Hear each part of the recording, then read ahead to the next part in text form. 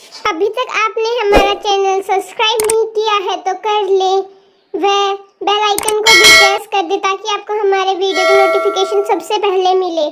Thank you. नमस्कार दोस्तों, स्वागत है आप सभी का संस्कार की ऑनलाइन क्लास में। मैं पवन स्वामी आपका हार्दिक स्वागत करता हूं। देखिए, हमारा जो टॉपिक चल रहा था बाल विकास, और बाल विकास में हमने सबसे पहले शैशवावस्था और शैशवावस्था के बाद में बाल्यावस्था, दो स्टेज हमने पढ़ ली थी। तो शैशवावस्था जो है वो 0 से 5 वर्ष, शैशवावस्था 0 से 5 वर्ष, और दूसरी हमने पढ़ी थी बाल्यावस्था 6 से 12 वर्ष, 0 से 5 और 6 से 12 वर्ष। देखिए, एक चीज़ मैं आपको और बता देता हूँ, कई बार क्या होता है, एग्जामिनर जो होता है वो प्रत्येक स्टेज को 2 भागों में डिवाइड करके प्रश्न पूछ लेता है, 2 भागों में डिवाइड करके। तो शैशवावस्था जो होगी 2 भागों में डिवाइड करने के बाद में, यानी 0 से 5 वर्ष की जो स्टेज है या 0 से 6 वर्ष की जो स्टेज है उसको 2 भागों में डिवाइड कर देते हैं, और उसकी विशेषताएँ, उसकी जो क्रियाएँ, प्रतिक्रियाएँ, वो सारी की सारी 2 भागों में डिवाइड हो जाती हैं। तो पहली होगी पूर्व शैशवावस्था, पूर्व शैशवावस्था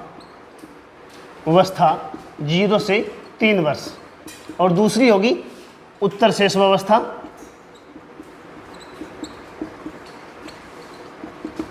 3 से 6 वर्ष। ठीक है ना। इसी प्रकार बाल्यावस्था को 2 भागों में डिवाइड किया जाता है, पूर्व बाल्यावस्था 6 से 9 वर्ष, और ये उत्तर बाल्यावस्था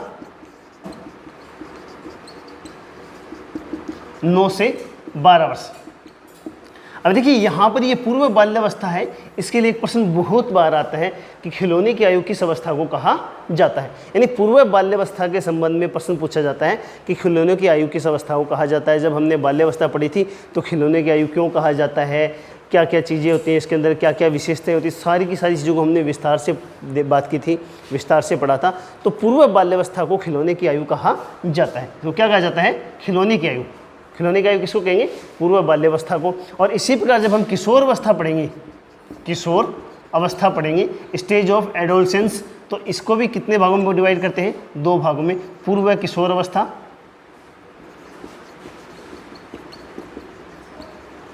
और दूसरी है उत्तर किशोर अवस्था, दूसरी है उत्तर किशोर अवस्था।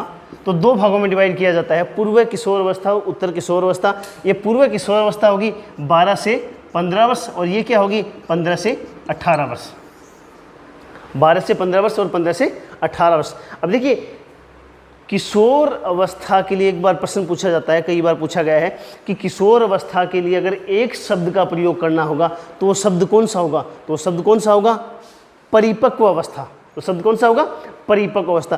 किशोर अवस्था हम कह सकते हैं, इसको हम परिपक्व अवस्था कह सकते हैं। इसको 0 से 18 वर्ष की आयु जो है, 18 वर्ष की अवस्था को हम क्या कह सकते हैं, किशोर अवस्था कह देते हैं। तो किशोर अवस्था के लिए जो शब्द प्रयोग किया जाता है वो शब्द कौन सा होगा, परिपक्व अवस्था। और ये परिपक्व अवस्था कौन सी होगी, शारीरिक परिपक्वता। कौन सी होगी, शारीरिक परिपक्वता, मानसिक परिपक्वता, सामाजिक परिपक्वता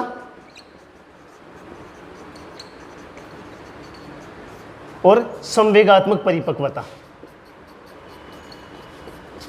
परिपक्वता, देखिए, जब हम परिपक्वता अवस्था की बात करते हैं, परिपक्व अवस्था की बात करते हैं, तो बालक जो होगा वो शारीरिक परिपक्व होगा, मानसिक परिपक्व होगा, सामाजिक परिपक्व होगा और संवेगात्मक रूप से परिपक्व होता है। तो ये क्या कहलाता है, परिपक्व अवस्था भी इसको कहा जाता है। आज हम बात करने वाले हैं किशोर अवस्था के बारे में।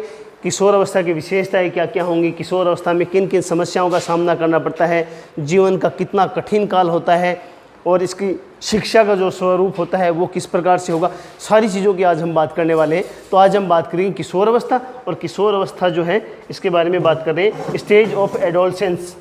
क्या कहा जाता है इसको, स्टेज ऑफ एडोलसेंस। आज हम बात करने वाले हैं किशोर अवस्था की, स्टेज ऑफ एडोलसेंस। और यहाँ पे जब हम सबसे पहले जो प्रश्न पूछा जाता है किशोर अवस्था का, ये किशोर अवस्था का जो शब्द है या एडोलसेंस जो शब्द है वो कहाँ से आया है, वो कौन सी भाषा से आया है, पहले बहुत बार ये प्रश्न पूछा जा चुका है, लेकिन आजकल की परीक्षाओं में ऐसे प्रश्न नहीं पूछे जाते हैं, लेकिन फिर भी हम बात करते हैं। किशोर अवस्था को क्या कहते हैं? एडोलसेंस। एडोलसेंस कहा जाता है। और ये एडोलसेंस शब्द जो है वो लैटिन भाषा के, कौन सी भाषा के? लैटिन भाषा के एडोल्शियर, लैटिन भाषा के एडोल्शियर शब्द से बना है। एडोलसेंस शब्द जो है वो लैटिन भाषा के एडोल्शियर शब्द से बना है और जिसका अर्थ है परिपक्वता की ओर बढ़ना। एडोल्शियर शब्द का अर्थ क्या होगा? परिपक्वता की ओर बढ़ना, यानी लैटिन भाषा के एडोल्शियर शब्द से बना है, जिसका अर्थ होता है, क्या अर्थ होता है? परिपक्वता की ओर बढ़ना। ये किशोर अवस्था का सबसे पहला और प्राथमिक प्रश्न माना जाता है, लेकिन आजकल ऐसे प्रश्न नहीं पूछे जाते हैं, लेकिन फिर भी हमने बात की है एडोल्शियन शब्द किससे बना है? लैटिन भाषा के एडोल्शियर शब्द से बना, और जिसका अर्थ क्या होगा? परिपक्वता की ओर बढ़ना। परिपक्वता क्या है? इसकी हमने बात कर ही ली है कि इस अवस्था में बच्चा शारीरिक रूप से, मानसिक रूप से, सामाजिक रूप से और संवेगात्मक रूप से प्रत्येक प्रकार से क्या हो जाता है? परिपक्व हो जाता है। इसलिए इसको हम क्या कहते हैं? परिपक्वता भी इसको कहा जाता है। इसके बाद में हम आगे बढ़ते हैं, कुछ मनोवैज्ञानिकों के स्टेटमेंट है उसकी बात कर लेते हैं, और उसके बाद में हम किशोर अवस्था को बहुत ही विस्तार से पढ़ने वाले हैं। सबसे पहले हम बात करते हैं, जब भी किशोर अवस्था की बात आती है तो सबसे पहले जो मनोवैज्ञानिक आते हैं वो नाम आता है स्टैनली हॉल। स्टैनली हॉल सबसे पहले जो मनोवैज्ञानिक आते हैं वो कौन आते हैं? स्टैनली हॉल आते हैं। और स्टैनली हॉल ने क्या कहा है? किशोर अवस्था की सबसे ज़्यादा पूछी जाने वाली परिभाषा कह सकते हैं, सबसे ज़्यादा पूछा जाने वाला स्टेटमेंट कह सकते हैं, वो किसका है? स्टैनली हॉल का है। और स्टैनली हॉल ने क्या कहा है? इस अवस्था में, इस अवस्था को प्रबल दबाव, तनाव, संघर्ष व झंझावतों की अवस्था कहा जाता है।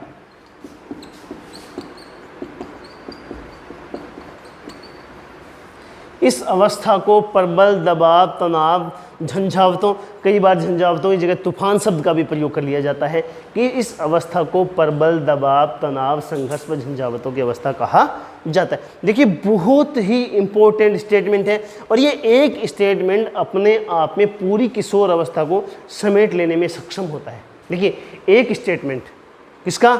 स्टैनली हॉल का। सर्वमान्य परिभाषा जो मानी जाती है, सर्वमान्य जो कथन माना जाता है वो किसका माना जाता है? स्टैनली हॉल का माना जाता है। और ये एक स्टेटमेंट अपने आप में पूरी किशोर अवस्था को समेटने में क्या होता है? सक्षम होता है। देखिए इस अवस्था को, कौन सी अवस्था को? किशोर अवस्था को।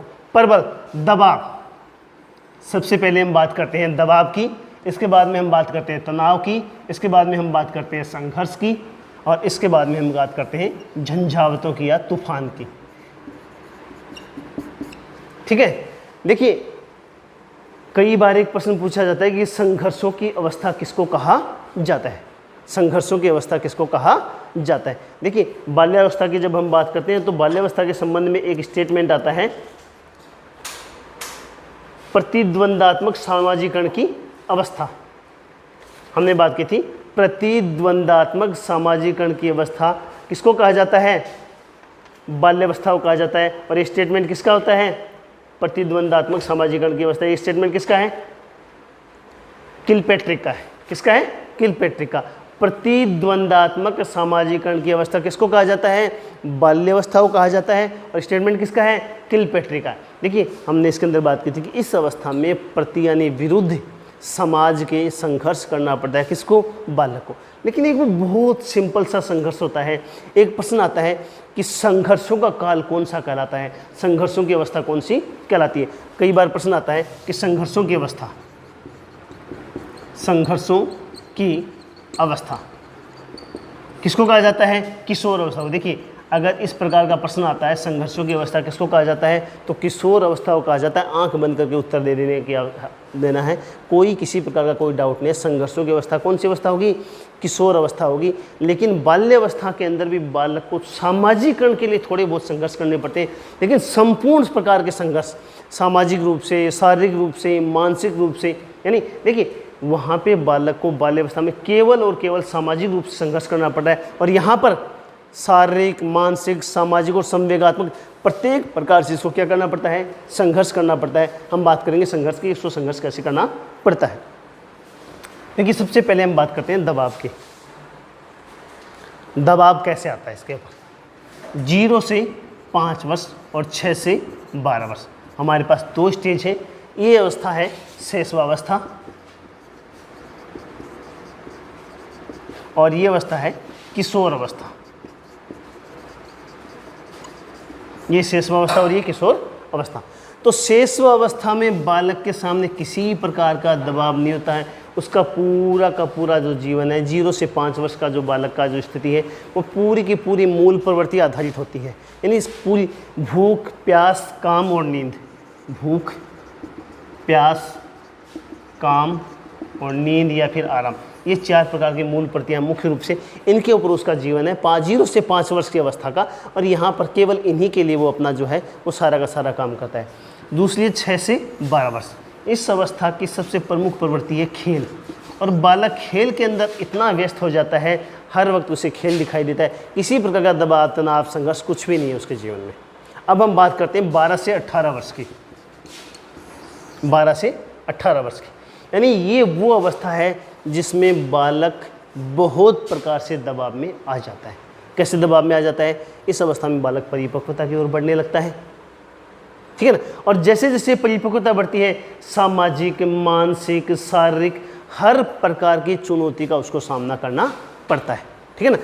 शारीरिक रूप से परिवर्तन हो रहे हैं तब वो दबाव महसूस कर रहा है, उसके उत्तरदायित्व बढ़ रहा है तब वो दबाव महसूस कर रहा है। अचानक उत्तरदायित्व आ जाता है कि भाई आपको ये काम करना है, जिसने ऐसा कोई काम जिसने कभी पहली बार किया है, कभी उसने किया ही नहीं, बच्चा दबाव में आ जाता है। इसके बाद में हम बात करते हैं तनाव की। इस अवस्था में बच्चे के सामने बहुत सारी परिस्थितियां होती हैं, बालक के सामने बहुत सारी परिस्थितियां होती हैं। शारीरिक रूप से उसके अंदर परिवर्तन हो रहे हैं, नए अंगों का उदय हो रहा है, हार्मोन्स का स्राव प्रारंभ हो रहा है, ठीक है ना। विद्यालय के लिए किसी विषय का चयन करना है, किसी क्षेत्र का चयन करना है, व्यवसाय का चुनाव उसको करना है, ठीक है ना। सामाजिकरण के लिए उसको संघर्ष करना पड़ रहा है, बहुत सारी चीज़ें, और इसके लिए वो क्या आ जाता है, अपने आप को डिप्रेशन में महसूस करने लगता है। दूसरी एक चीज़ और, यहाँ पे काम प्रवृत्ति क्या है, एक प्रकार की मूल प्रवृत्ति है। काम प्रवृत्ति एक प्रकार की क्या है, मूल प्रवृत्ति है, और शैशवावस्था में काम प्रवृत्ति का प्रदर्शन करता है, लेकिन उसका कोई उद्देश्य नहीं होता। बाल्यावस्था में वो खेल के अंदर व्यस्त हो जाता है, काम प्रवृत्ति उसकी दिखाई नहीं देती है। किशोर अवस्था के अंदर काम प्रवृत्ति की पूर्ति जो है वो बहुत आवश्यक हो जाती है उसके लिए, बालक के लिए, और काम पूर्ति नहीं हो पाती है, इसलिए बालक जो है बहुत ज़्यादा तनाव के अंदर आ जाता है। तीसरी हम बात करते हैं संघर्ष की। यहाँ पे बालक के सामने बहुत सारा संघर्ष हो गया। हमने पहले भी बात की है कि शारीरिक रूप से संघर्ष कर रहा है, नए अंगों का उदय हो रहा है, हार्मोन स्राव हो रहे हैं, रातों रात परिवर्तन हो जाते हैं, ठीक है ना। इसी प्रकार उसके जीवन में बहुत सारे तूफान उठने प्रारंभ हो जाते हैं, ठीक है ना। तो इस अवस्था को प्रबल दबाव, तनाव, संघर्ष व झंझावातों की अवस्था कहा जाता है। तो ये स्टेटमेंट है, ये सबसे इंपॉर्टेंट स्टेटमेंट है, सबसे ज़्यादा परीक्षा में पूछा जाने वाला स्टेटमेंट है। तो सबसे पहले स्टैनली हॉल की हमने बात की। स्टैनली हॉल कहते हैं कि इस अवस्था को प्रबल दबाव, तनाव और संघर्षों की अवस्था कहा जाता है। दूसरा हम बात करते हैं वैलेंटाइन का, एक स्टेटमेंट आता है वैलेंटाइन का, और वैलेंटाइन का जो स्टेटमेंट है उसमें कहते हैं कि व्यक्तिगत व घनिष्ठ मित्रता का काल, व्यक्तिगत व घनिष्ठ मित्रता का काल कहा जाता है। व्यक्तिगत व घनिष्ठ मित्रता का काल कहा जाता है किसको, किशोर अवस्था को। देखिए परीक्षा में बहुत बार प्रश्न आ चुका है और प्रश्न आने की संभावना भी रहती है, विशेषताओं में भी आता है कि व्यक्तिगत एवं घनिष्ठ मित्रता का काल किसको कहा जाता है, तो किसको कहा जाता है, किशोर अवस्था को कहा जाता है। अब देखिए 0 से 5 वर्ष बालक को क्या कहा जाता है? शिशु कहा जाता है। 6 से 12 क्या कहा जाता है? बालक कहा जाता है। और 12 से 18 क्या कहेंगे? किशोर कहेंगे। यहाँ पे इसके कोई शिशु के कोई मित्र नहीं होते हैं, ठीक है ना। यहाँ उसका कोई मित्र नहीं है, शिशुअवस्था में इसका कोई मित्र नहीं है। बाल्यावस्था में जो उसको खेलने के लिए मिल जाता है वही इसका क्या बन जाता है? मित्र बन जाता है। यानी जो खेलने के लिए मिला वही क्या हो गया? मित्र हो गया। किशोर अवस्था की जो अवस्था है, इस अवस्था में उसके जो मित्र होते हैं वो कैसे होते हैं? व्यक्तिगत होते हैं। और कैसे होते हैं? घनिष्ठ होते हैं। घनिष्ठ इतने कि अपने इन मित्रों के लिए वो कुछ भी करने के लिए तैयार हो जाता है। देखिए 2 प्रश्न और भी आते हैं, एक आता है बाल्यावस्था से और एक आता है किशोर अवस्था से। सामूहिकता की अवस्था, सामूहिकता की अवस्था। और एक प्रश्न आता है समूह का महत्व। 2 प्रश्न आते हैं, सामूहिकता की अवस्था और एक आता है समूह का महत्व। सामूहिकता की अवस्था जो कहा जाता है वो किसको कहा जाता है? बाल्यावस्था को कहा जाता है। और ये समूह का जो महत्व होता है ये किसमें होता है? किशोर में होता है। सामूहिकता की अवस्था किसको? बाल्यावस्था को। और समूह का महत्व जो है वो किसमें होगा? किशोर अवस्था में होगा, ठीक है ना। तो यहाँ पे जब हम बात करते हैं कि व्यक्तिगत एवं घनिष्ठ मित्रता काल किसको कहा जाता है? किशोर अवस्था को कहा जाता है। और यहाँ पे क्या होता है? समूह का महत्व होता है, मित्रों का महत्व होता है। मित्रों के साथ क्या पाई जाती है? घनिष्ठता पाई जाती है। देखिए बाल्यावस्था के अंदर जो है बच्चा किसी बच्चे के साथ में मित्र बना हुआ है, घर वाले ने मना कर दिया कि कल से उसके पास में नहीं बैठना है, कल से उसके पास में नहीं जाना है, तो वो बच्चा जो है उसके पास बैठना उठना बंद कर देता है, उसके पास वो नहीं जाएगा। लेकिन अगर यही बात किशोर अवस्था में कही जाती है तो बच्चा नहीं मानेगा, नहीं ये मेरा दोस्त है, मैं इसके साथ खेलूँगा, मैं इसके साथ ही रहूँगा। तो यहाँ पे समूह का महत्व पाया जाता है। किस में? समूह की सामूहिकता की अवस्था किसको कहा जाता है? बाल्यावस्था को कहा जाता है। और समूह का महत्व किसमें पाया जाता है?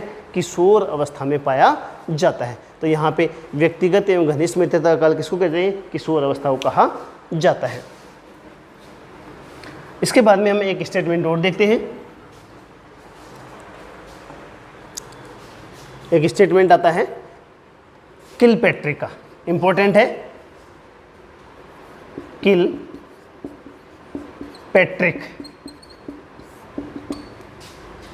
किलपैट्रिक का है कि इस अवस्था को जीवन का सबसे कठिन काल कहा जाता है। काल कहा जाता है। इस अवस्था को जीवन का सबसे कठिन काल कहा जाता है। किस अवस्था को? किशोर अवस्था को। किलपैट्रिक का स्टेटमेंट आता है वो बाल्यावस्था के लिए भी आता है। प्रतिद्वंदात्मक सामाजिकरण की अवस्था किसको कहा जाता है? बाल्यावस्था को कहा जाता है। जीवन का सबसे कठिन काल किसको कहा जाता है? किशोर अवस्था को कहा जाता है। अब जीवन का सबसे कठिन काल क्यों कहा जाता है? जब आगे हम विशेषताओं की बात करेंगे तब उसके अंदर हम बात करेंगे कि जीवन का सबसे कठिन काल क्यों कहा जाता है। इसके बाद में एक चौथा स्टेटमेंट की हम बात करते हैं क्रो एंड क्रो का।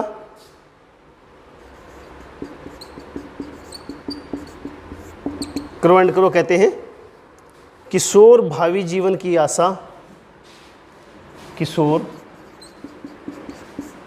भावी जीवन की आशा और वर्तमान की शक्ति को प्रस्तुत करता है।